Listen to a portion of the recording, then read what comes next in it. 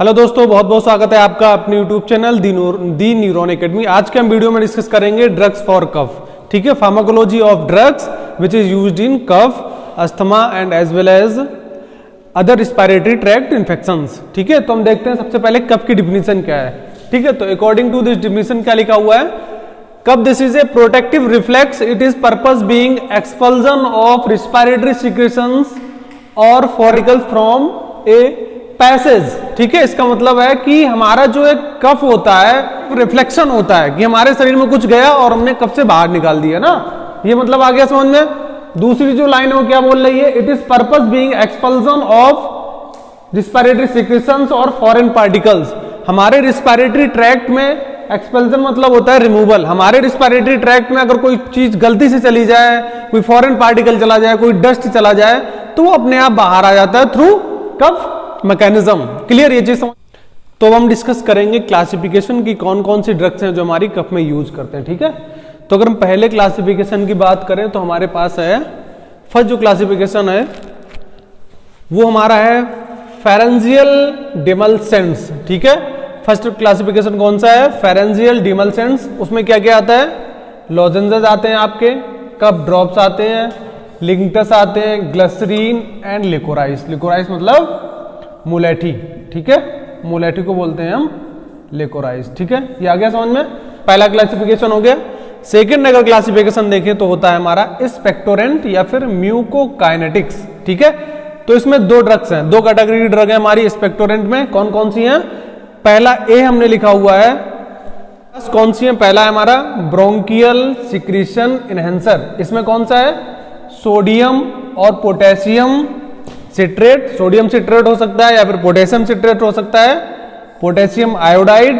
ठीक है, गुएफेनेसिन हो सकता है, बाल्सम ऑफ टोलू, वसाका। ठीक है, या फिर अमोनियम क्लोराइड। वसाका आपका एक हर्बल प्लांट है, एडोटेडा वसिका बोलते हैं जिसको। ठीक है, बहुत अच्छी एक्सपेक्टोरेंट मानी जाती है। अगर हम सेकेंड क्लासिफिकेशन बी की बात करें तो उसमें आता है म्यूकोलाइटिक्स। म्यूकोलाइटिक्स में क्या आता है आपका, ब्रोमहेक्सिन आता है, एम्ब्रोक्सोल आता है, एसिटाइलसिस्टीन आता है एंड कार्बोसिस्टीन आता है। क्लियर, ये हो गया आपका दो क्लासिफिकेशन हो गया, क्लासिफिकेशन फर्स्ट एंड सेकंड। अब बात करेंगे हम थर्ड की, वो आता है हमारा एंटीटेसिव में आता है, उसको बोलते हैं कफ सेंटर सप्रेसेंट।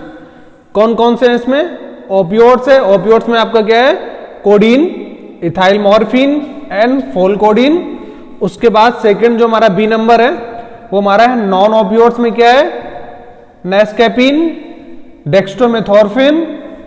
उसके बाद जो थर्ड हमारा सी नंबर है वो हमारा एंटीहिस्टामिन्स।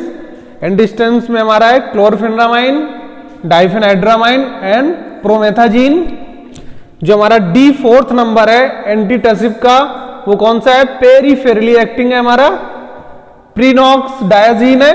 प्रीनॉक्स डायाजीन आपकी क्या है, पेरीफेरल एक्टिंग है, एंटीटसिव। क्लियर, तीन क्लासिफिकेशन आपके हो गए, एक तो फ्रेंजियल डिमल्सेंट हो गया, दूसरा स्पेक्टोरेंट हो गया, तीसरा हमारा हो गया antitussive.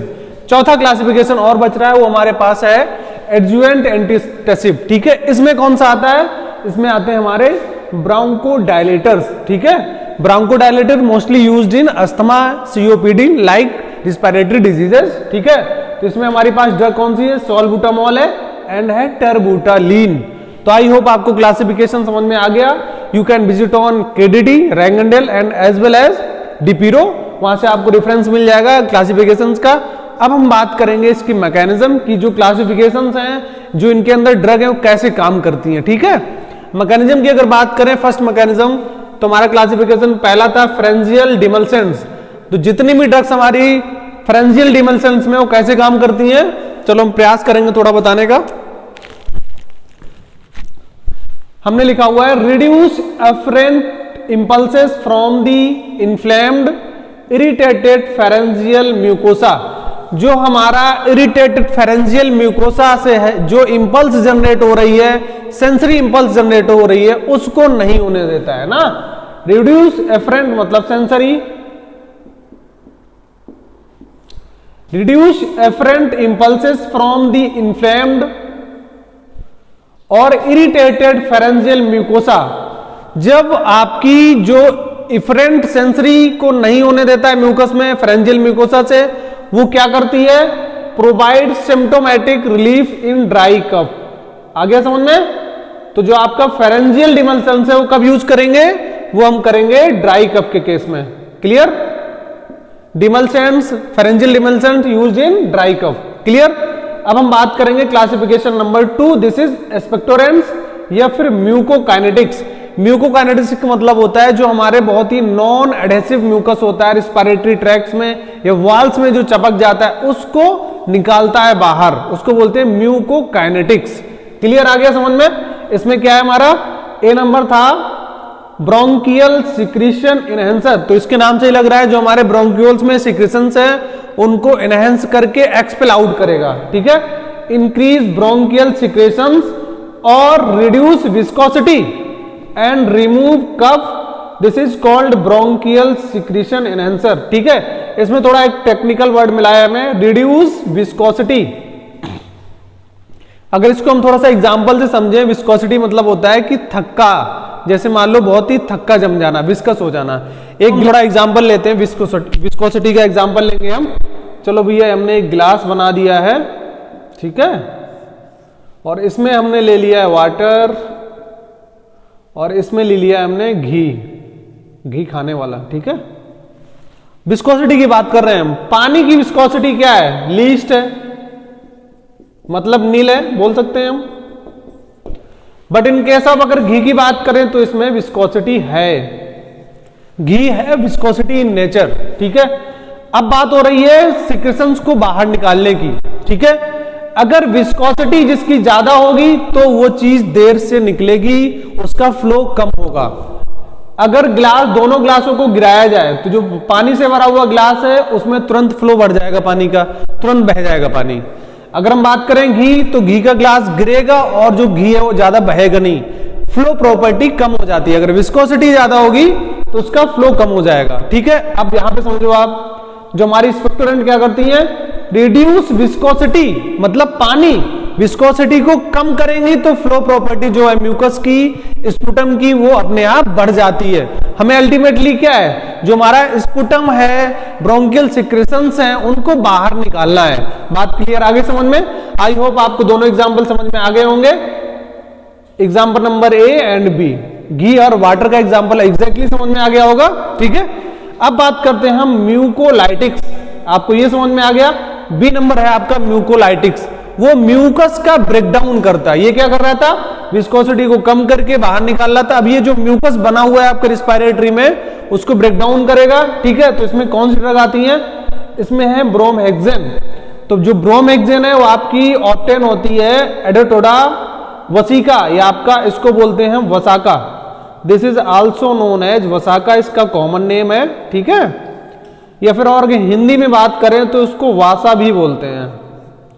This is very traditional medicine in used in Ayurveda and alternative system of medicine India. तो वसाका से मिलता है, इसका बोटेनिकल नेम है एडोटोडा वसिका। बहुत ही पोटेंट मेडिसिन है। ठीक है? This is potent mucolytics and म्यूकोकाइनेटिक्स। तो म्यूकोलाइटिक्स मतलब जो आपका स्पुटम है, म्यूकस है, उसको ब्रेक डाउन कर रहा है, और म्यूकोकाइनेटिक का मतलब आपको बताया जो नॉन एडहेसिव कफ आपके रिस्पिरेटरी में जमा हुआ है उसको रिलीज करके बाहर एक्सपेल आउट कर देता है। ठीक है? आपको आ गया समझ में? दूसरी ड्रग्स आपकी म्यूकोलाइटिक्स में है एम्ब्रेक्सोल। एम्ब्रेक्सोल दिस इज मेटाबोलाइट ऑफ ब्रोमहेक्सेन। ठीक है? Having similar action. जो एम्ब्रेक्सोल है किसका मेटाबोलाइट है? वो आपका है ब्रोमहेक्सेन का। अगर एक्शन की बात करें, इसका सेम एक्शन है कंपेयर टू ब्रोमहेक्सेन। जो एक्शन ब्रोमहेक्सेन का वही एम्ब्रोक्सेल का है। क्लियर? बट आपको याद रखना है ambroxol metabolite of bromhexine, bromhexine in obtain from adhatoda vasica. Clear? तीसरी मेडिसिन है हमारे पास एसिटाइल सिस्टीन। तो एसिटाइल सिस्टीन क्या करती है, open disulphide bonds in mucoprotein in sputum, make it less viscid. Viscid मतलब विस्कस। ठीक है? जो हमारे म्यूकस में म्यूकस प्रोटीन्स होती हैं, जो हमारी म्यूकस प्रोटीन होती है वो मोस्टली ग्लूकोज मॉलिक्यूल्स होते हैं उसमें, वो उनको ओपन कर देते हैं, जो डाइसल्फाइड बॉन्ड है उसको ओपन कर देते हैं, जिसके वजह से जो आपका स्पूटम है उसकी विस्कोसिटी कम हो जाती है। विस्कोसिटी कम हो जाएगी तो उसकी फ्लो प्रॉपर्टी बढ़ जाएगी और आपके रिस्पिरेटरी सिस्टम में बाहर जल्दी एक्सपेल आउट होगा। क्लियर, आगे समझ में। दूसरी जो आपकी जो फोर्थ मेडिसिन है वो आपकी है कार्बोसिस्टीन। ठीक है, तो कार्बोसिस्टीन सेम एज एसिटाइलसिस्टीन। देखो ब्रोमेक्सेन की तरह एम्ब्रोक्सिल काम कर रही है और एसिटाइलसिस्टीन की तरह आपकी कर रही है कार्बोसिस्टीन।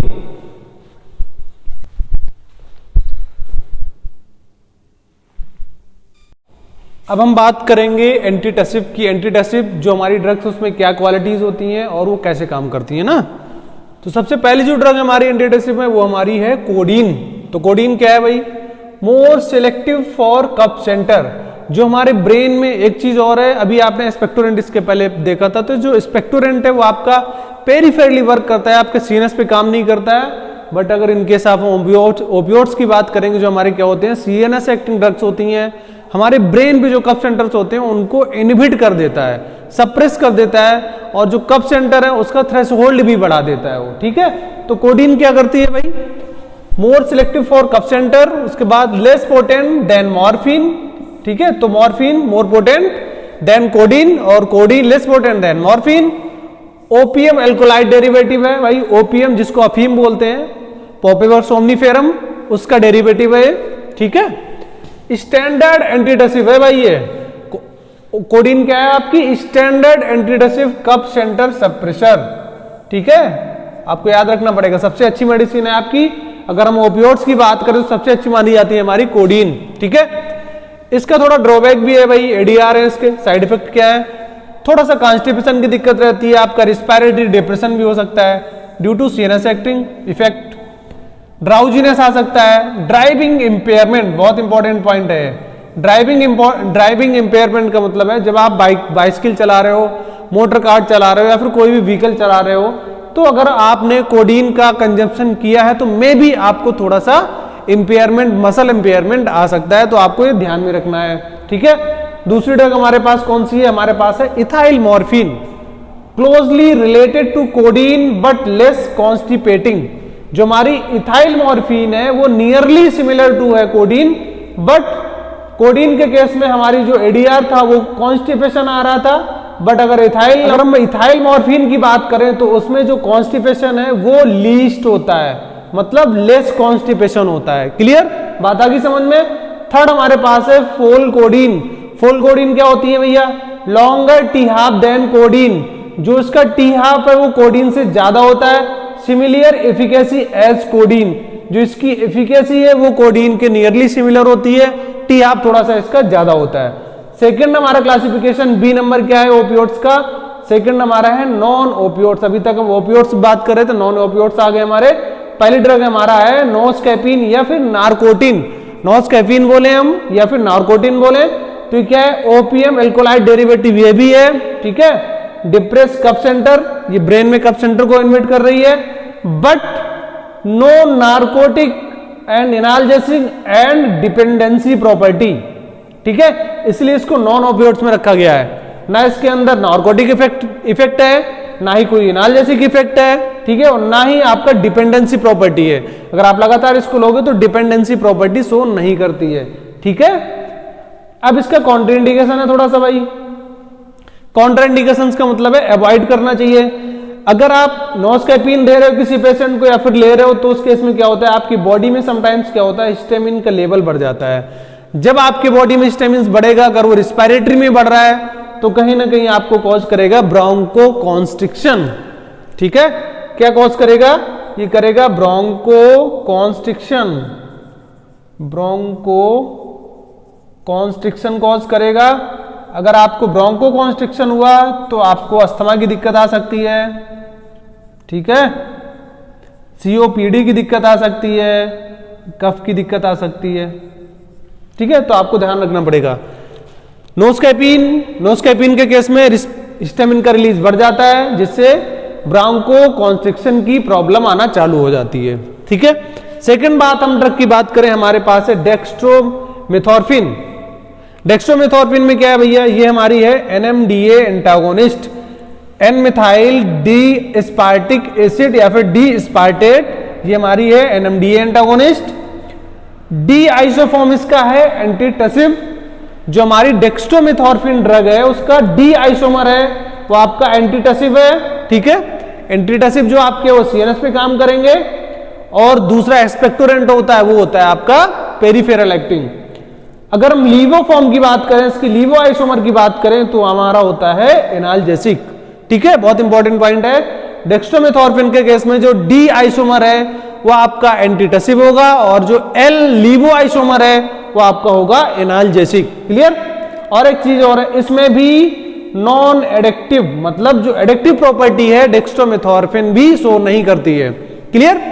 अब हम बात करेंगे, आपका C नंबर है एंटीहिस्टामिन्स, ठीक है। अब क्वेश्चन आता है भैया एंटीहिस्टामिन्स की जरूरत क्यों पड़ी। अभी हमने आपको बताया कि कुछ ड्रग्स है हमारी हिस्टामिन को रिलीज को बढ़ा देती हैं, जिससे ब्रोंकोकॉन्स्ट्रिक्शन हो जाता है, रिस्पिरेटरी में दिक्कत आना चालू हो जाती है, ठीक है। तो ऐसे अगर हिस्टामिन का अगर रिलीज बढ़ेगा तो आपके ब्रोंक्यूल्स में प्रॉब्लम आएगी, क्लियर। तो they act on H1 receptor, these are H1 antagonist. कौन कौन सी है भैया, हमने क्लासिफिकेशन में आपको बता दिया था। ये क्या करते हैं भैया, sedative and anti cholinergic effect, सबसे इंपॉर्टेंट है। अगर हम H1 एंटागोनिस्ट की बात करें तो जो आपका एक्शन है एंटी कोलिनर्जिक एक्शन सबसे इंपॉर्टेंट है। इसी एक्शन की वजह से जो आपकी कफ में रिलीफ करती हैं, जो हमारी H1 एंटागोनिस्ट है, एंटी हिस्टामिन्स है, due to presence of anticholinergic action automatic relief in cough, clear.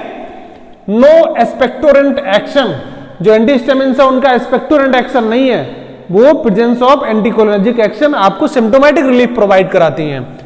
अब डी नंबर की बात करें हम तो हमारे पास है पेरिफेरली एक्टिंग, बहुत इंपॉर्टेंट ड्रग है, थोड़ा सा यूनिक है, ये सबसे यूनिक है। यूनिक क्या है, ड्रग का नाम है प्रीनॉक्सडायाजिन। प्रीनॉक्सडायाजिन क्या करती है हमारी, ये करती है desensitise the pulmonary receptors and decrease tussle impulses originating from lungs. जो हमारे लंग्स में इंपल्सेस निकल रहे हैं, टसल इंपल्सेस निकल रहे हैं, उसको क्या करती है कि डिसेंसिटाइज कर देती है। Desensitise the pulmonary receptor and reduce tussle impulses originating from lungs. जो पल्मोनरी रिसेप्टर है उनको डिसेंसिटाइज कर देती है, और जो इंपल्स जनरेट हो रहे हैं हमारे लंग्स में उसको इनहिबिट कर देती है। बहुत यूनिक इसका फंक्शन है, आपको याद करना पड़ेगा, है ना। लास्ट हमारा है एडजुवेंट एंटीटसिव ब्रोंकोडायलेटर, ठीक है। अगर हम ब्रोंकोडायलेटर की बात करें तो हमारे पास दो ड्रग है, हमने क्लासिफिकेशन में देखा हुआ था, साल्बुटामॉल एंड टर्बुटालीन, सॉरी। थोड़ा सा एग्जांपल लेंगे और समझेंगे ब्रोंकोडायलेटर, ठीक है। चलो भैया, हमने एक तो ये बना दिया, ठीक है, इसका नाम रख दिया A और इसका नाम हमने रख दिया B। हम एग्जांपल ले रहे हैं, ब्रोंकोडायलेटर समझेंगे कैसे काम करता है ना। हमारी ये ब्रोंक्यूल्स है, ये क्या है भैया, ब्रोंक्यूल्स है, जिससे हम सांस ले रहे हैं, या फिर एयरवे बोल लो, जिससे हम सांस ले रहे हैं अपना, ठीक है। चलो एक और बना लेते हैं हम यहाँ पे, एक एयरवे पाथवे और बना लेते हैं जिससे हम सांस ले रहे हैं। तो हमारा हो गया A, B एंड C, ठीक है। अब हमारा क्या हो गया, हमने एग्जांपल ले लिया है। अब देखना बहुत ध्यान से, अगर ब्रोंकोडायलेटर आपको समझना है, हमारा ये एयरवे है जिससे हम सांस ले रहे हैं, ठीक है, ब्रोंक्यूल्स लगे हुए हैं वहां पे। अब इसका साइज इतना है, फर्स्ट एग्जांपल में हमने इतना साइज है इसका, ये आपका डायमीटर है इसका, ठीक है भैया, कोई दिक्कत नहीं है। तो एब्सोल्युटली ऑब्वियस है कि जो हमारा रिस्पायरेशन है वो कम होगा, जब उसका डायमीटर कम है, जब उसको प्रॉपर स्पेस नहीं मिल रहा है तो हम प्रॉपर सांस नहीं ले पाएंगे, जितनी हमें सांस लेनी चाहिए उतनी प्रॉपर नहीं आ पाएगी, क्योंकि उसका डायमीटर कम है वहां पे, ठीक है। दूसरा हमने एग्जांपल लिया है, एग्जांपल नंबर B। अब इसका थोड़ा सा डायमीटर देखना ज्यादा है कंपेयर टू दिस A।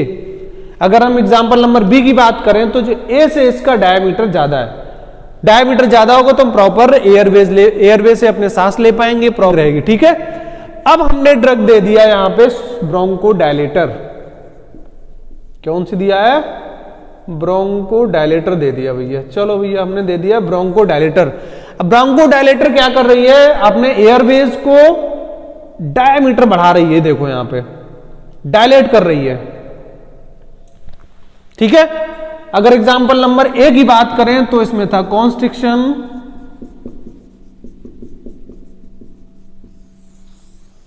और इसको मान लेते हैं हम नॉर्मल एयरवे।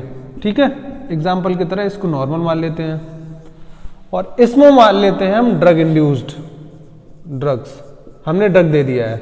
ठीक है, कॉन्स्ट्रिक्शन था यहां पे ब्रोंको कॉन्स्ट्रिक्शन, जो हमारा एयरवे है वो सिकुड़ गया है, जिससे हम प्रॉपर ब्रीदिंग नहीं कर पा रहे हैं। ये हमारा हेल्थी है, नॉर्मल है। अब ये है हमारा ड्रग देने के बाद, तो हम इसको कंपेयर कर रहे हैं इससे। जब आपको बीमारी थी अस्थमा की, सीओपीडी की या फिर रेस्पिरेटरी की कोई दिक्कत थी, तो आपका एयरवे इतना था, और हमने जब आपको ब्रोंकोडायलेटर दे दिया तो उसका एयरवे इतना हो गया, दिस वन। ठीक है, जो आपका डायामीटर है उसका बढ़ गया, डायलेट कर गया, डायलेशन हो गया उसमें। ठीक है, तो this is example of bronchodilator. I hope आपको पूरा समझ में आ गया होगा। अगर आपको कोई डाउट है तो most welcome in my comment section, और आप इसका स्क्रीनशॉट भी ले सकते हो।